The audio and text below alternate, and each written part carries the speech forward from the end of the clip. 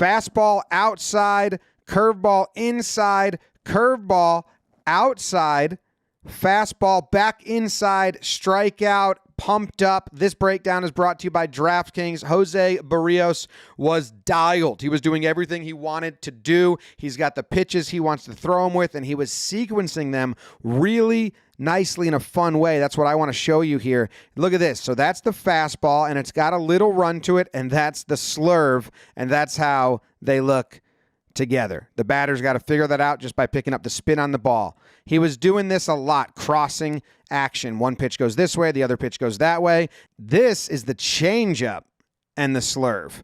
That's nasty. So that was the basic of what he was doing to start, is just, okay, that one breaks in, that one breaks out, below the zone, ground ball, one goes in, one goes out, using that access to throw different pitches, using that cross action to confuse the hitters a little bit. Then he started throwing other elements into play, building on the sequencing. All right, here we go. Start the at-bat. High fastball, swinging, fouled back. So you're adjusted to 95 miles per hour, up in the zone. Off of that, he throws changeup low.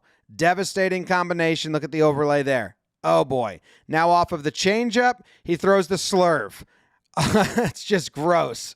That's just gross. So watch again. This was how the fastball and the changeup back-to-back play off each other. And this is the now changeup and the slurve playing off each other.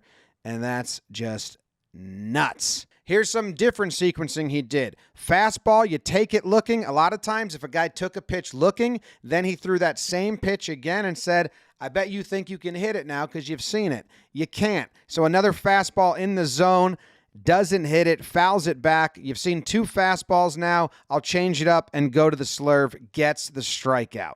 I liked that sequencing a lot.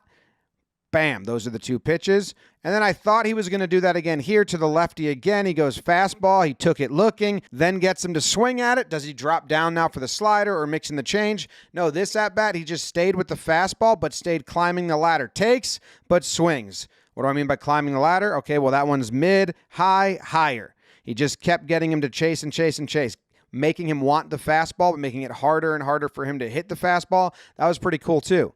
This pitch, get me over curveball to start, strike looking. So now the batter's thinking, or maybe Berrios is thinking, oh, I bet you think you can hit that now. Well, I'm going to throw it a little more off the plate. Fouls it back. He loves it. Let's put it even more off the plate. Swing and a miss. Nasty. But the Blue Jays decided they were going to take him out because it was a predetermined plan they had. Even though he's at 47 pitches in the fourth inning, they should have probably been like, wow, he's pitching great. Let's leave him in, let him ride this out. Instead, they stick to the plan. Kikuchi gets a ground ball. They can't turn it into an out. Nice play almost. Then walks the next batter to load the bases. And then he's going to get another ground ball, but they're playing the infield in a weird spot. I would have played deep to get the 2-ball. So that leads to a run. And then another ground ball. This one they turn for double play, but in the process of that, a run scores. And Berrios just had to look on in the dugout, thinking, man, I felt perfect. I was doing everything I wanted to do. Probably could have kept going a little bit. This breakdown was brought to you by DraftKings. Thank you to DraftKings very much for sponsoring the breakdown, and thank you to you guys for watching the breakdowns. I hope you enjoy them, and if you do, subscribe to the channel. That would be very kind.